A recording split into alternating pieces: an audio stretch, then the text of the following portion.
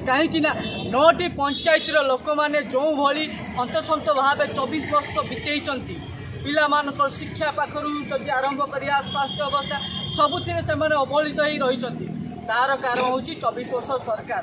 तेरे आज समस्ते बाध्य होती राजरास्ता को ओह्लैवाई एवं सरकार पाखरे न्याय दाबी करने समस्ते ओह्लैंट आपण को कौन लगुच सरकार एम न्याय देवे जदि आप चाहते एम न्याय देवे सरकार ताहले अधिक रु अधिक ए वीडियो को शेयर करूँ लोक पाखरे पहुँचातु एवं जो 9टी पंचायत लोक मैंने आज पर्यंत दलित भाव पछुआ वर्ग में सामिल अच्छा आगुआ वर्ग में सामिल करने आम सहित सहयोग करूँ।